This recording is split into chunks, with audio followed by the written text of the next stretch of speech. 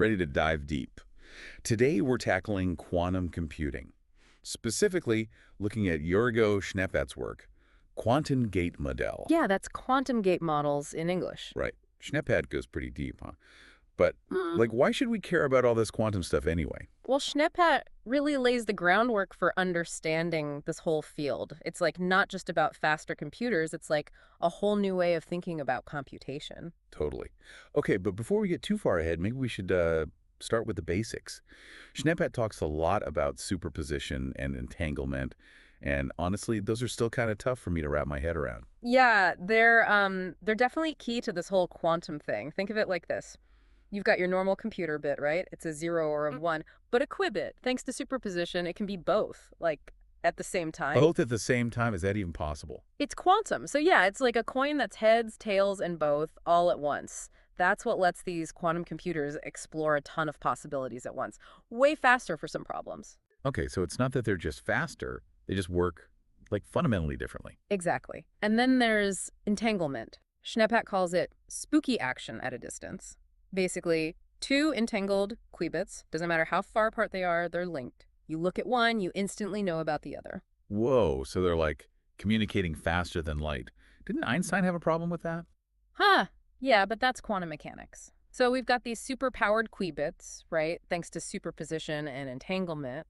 But how do we control them? That's where quantum gates come in. Schneepat explains them in detail. Quantum gates. So like the logic gates in our regular computers, but quantumified. Yeah, something like that. Schneepat talks about the main ones. The Hadamard gate, that's the one making superposition happen.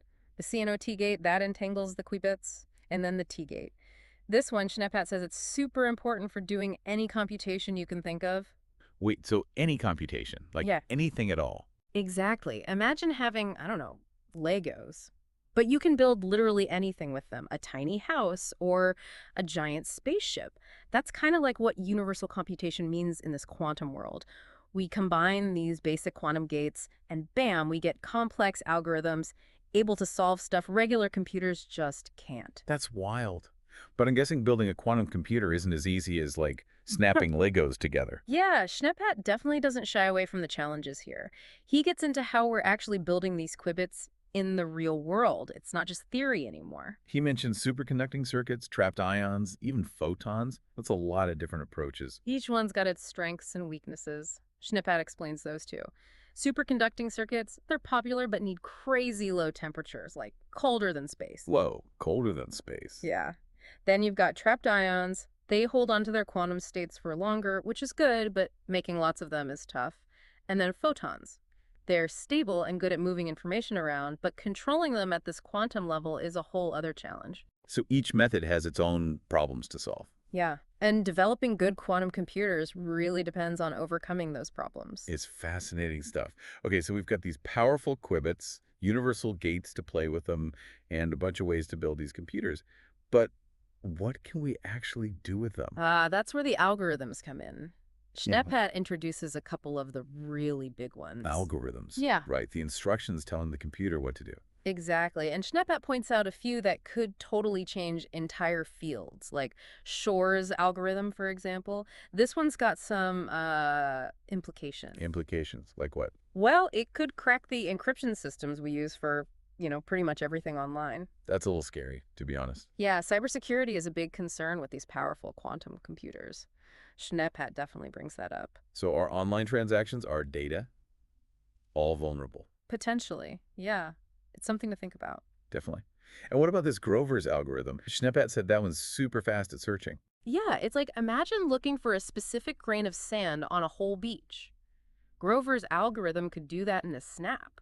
Think what that means for research, data, even AI. That's pretty amazing. Okay, so incredibly powerful qubits, universal gates, and algorithms that can crack encryption and search huge amounts of data in no time. But Schneepat also makes it clear, these quantum computers, they're fragile. Yeah, it's like balancing a house of cards on a windy day. The slightest thing can mess up those delicate quantum states, leading to errors. Noise and decoherence, those are the big enemies here. So it's not all smooth sailing. Not exactly, no. Schneepat doesn't sugarcoat that. And that's where this whole quantum error correction comes in. It's pretty complex stuff. Schneepat gets into the details. Think of it like Like a super advanced spell checker for your quantum calculations. It's constantly fixing these tiny errors that pop up. So it's like a safety net for those fragile quantum states. Yeah, you could say that, Yeah. but it's not a simple fix, you know? Schneppet points out that for good error correction, you need a lot of overhead. Overhead. Like, what do you mean? Instead of using one qubit for your calculation, you might need hundreds, even thousands, just to correct the errors. Whoa, that's a lot. It's like needing, I don't know, a whole orchestra just to play one clear note. Okay, so it's definitely not easy.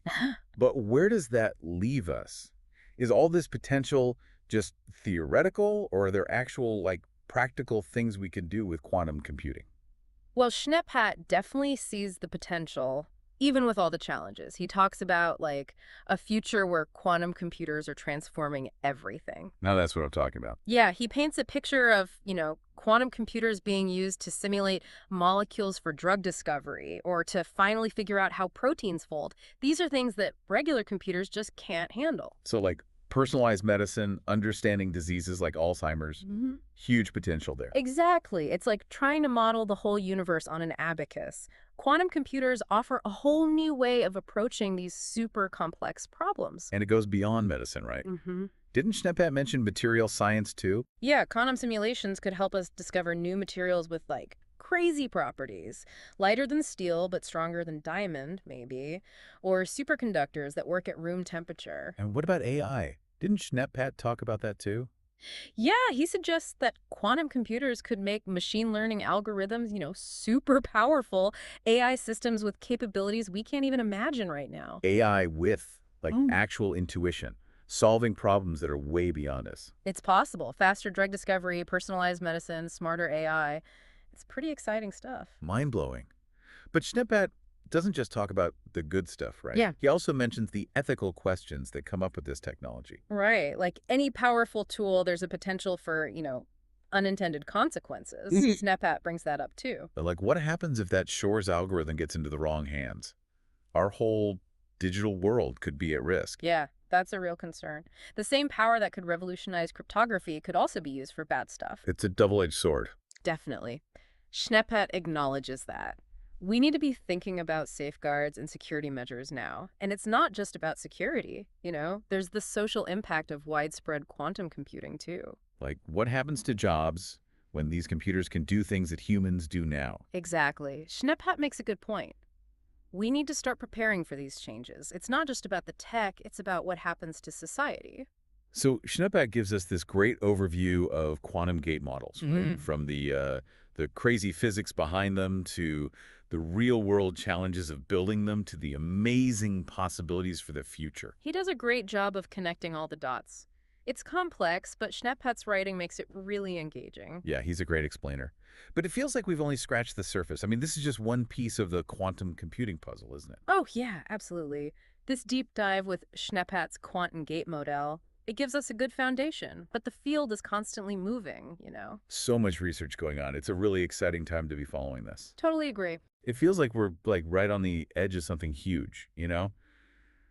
Quantum computing might seem like sci-fi, but Schneppat's making it clear that it's going to be a part of all our lives, maybe sooner than we think even. Yeah, we went from these abstract ideas like superposition to real hardware to like these crazy applications. It's a lot to take in, even for people who've been following this for a while. I know.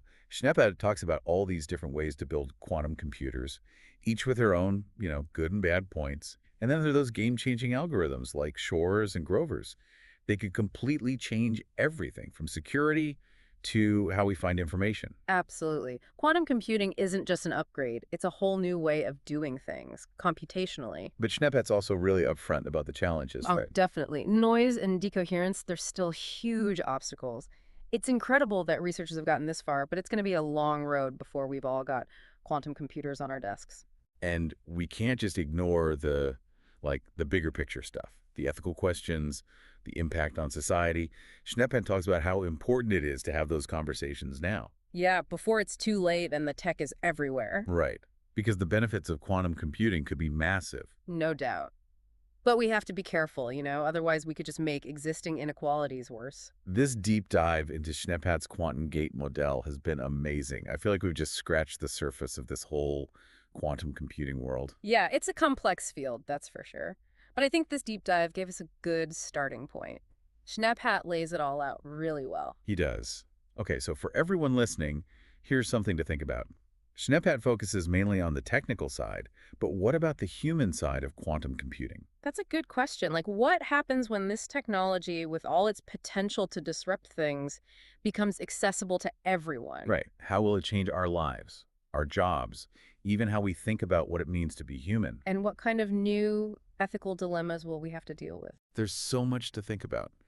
This is just the beginning of this whole quantum revolution, and it's up to all of us to figure out where it goes. That's a good point. So keep asking those questions, keep exploring, and keep diving deep.